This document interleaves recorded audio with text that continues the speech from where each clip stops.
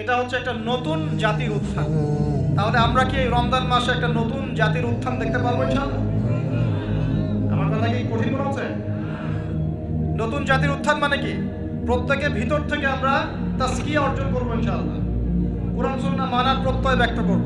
রমজানের শিক্ষাগুলো সারা বছর ধরে রাখবো। একটা নতুন ইয়াং জেনারেশন এই বাংলার বুকে মাথা তুলে দাঁড়াবে ইনশাআল্লাহ।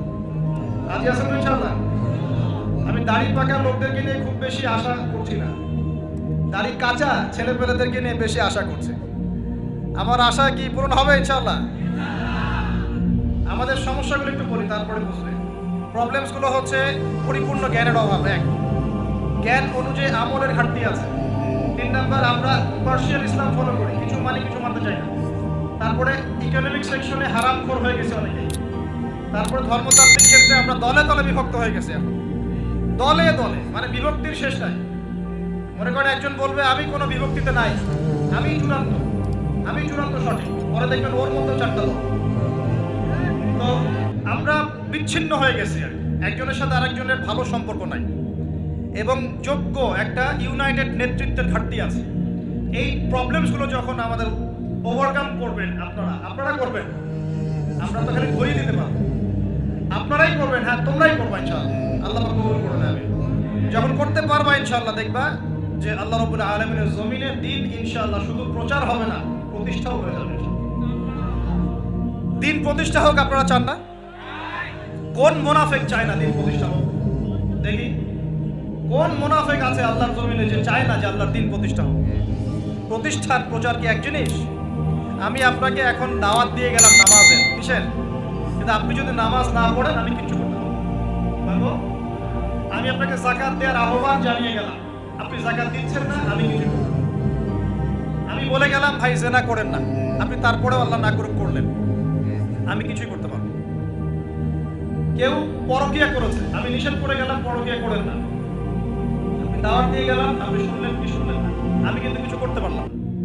কিন্তু যদি উমর রাদিয়াল্লাহু আনহু থাকতেন এখন, যদি আপনি নামাজ না পড়তেন আপনাকে পিটিয়ে নামাজ পড়াতেন। যদি আপনি জেনা করতেন আপনাকে জনসম্মুখে 100 বেত্রাঘাত করা হতো।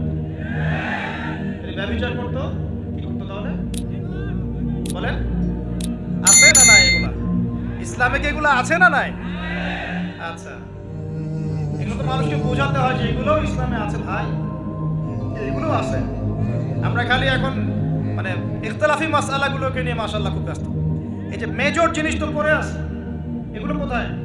আল্লাহ পাক একটা হুদুদ প্রতিষ্ঠা হওয়া কত বছর জানি, 40 বছর মনে হয়, বৃষ্টিপাতের চেয়ে বেশি ফজিলত। 40 দিন না 40 বছর, আমি ভুলে গেছি, আল্লাহ পাক 40 দিন বা 40 মাস এরকম বৃষ্টি হবে, জমিন উর্বর হবে, এর চাইতে বেশি মানে ফজিলতপূর্ণ যে আল্লাহ পাকের একটা বিধান কায়েম হয়েছে। কথা বুঝতে পারছেন? ওলামায়ে কেরাম জানেন, আমি তো টাচ করে গেলাম, তারা আপনাদেরকে বলবেন ইনশাআল্লাহ। আমি দায়ী মানুষ, আমি আলেম নই। আপনারা আলেমের যে সংজ্ঞা কঠিন করে দিয়েছেন, ওই সংজ্ঞাতে আমরা আলেম হিসেবে করছি না।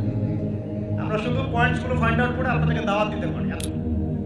তবে ইনশাআল্লাহ এতে কিছু না হোক ইয়াং জেনারেশনের মধ্যে একটা পরিবর্তন আসতে হবে। আমরা আশা করি ইয়াং জেনারেশন নিজের জ্ঞানে, নিজের যোগ্যতায়, আমলে এবং আকীদায়, রিজিকের হালালত্বে সব দিক থেকে নিজেদেরকে গুছিয়ে নিয়ে আল্লাহ পাকের জমিনে দিনটা প্রতিষ্ঠা করবে ইনশাআল্লাহ। শুধু একদিনের ওয়াজ করে হবে? এই যে হাত উঁচু করলেন, অনেকেই কোরআন তেলাওয়াত করতে জানেন না, এই কাজগুলো হবে ভাই?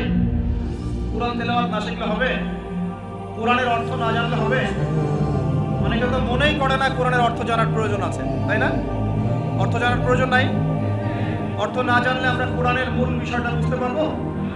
এই যে হাদিসগুলো পড়ছে, আমল করছে, হাদিসের অর্থ যদি বুঝতে না পারতেন কেমন করে আমল করতেন? আমল করতে পারতেন? আল্লাহ পাক আমাদের সবাইকে কোরআনওয়ালা বানিয়ে দিন, আমিন।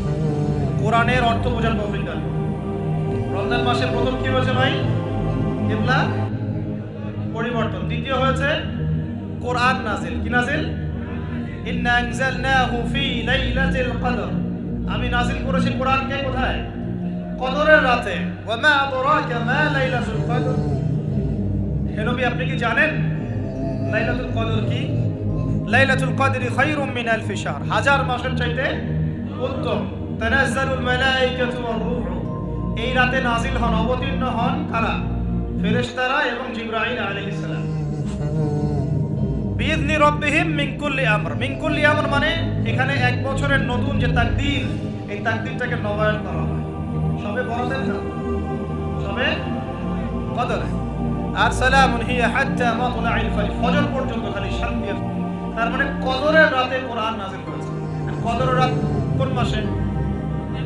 রমাদান মাসে। কোন দশকে? শেষ দশকের কোন কোন রাত হতে পারে? মাশাআল্লাহ 21, 27, 21, 23, 25, 27, 29 এর মধ্যে যে কোনো একটা। ওই যে বলে 27ই হবে, হতেই হবে। 21, 23, 25, 27, 29 যে কোনো এক রাতে হতে পারে। আল্লাহ পাক আমাদেরকে লাইলাতুল কদর পড়ার তৌফিক দান করুন। এবং যুবকদের যৌবনে আল্লাহ পাক বেশি বেশি রমজান দান করুন, বেশি বেশি লাইলাতুল কদর দান করুন।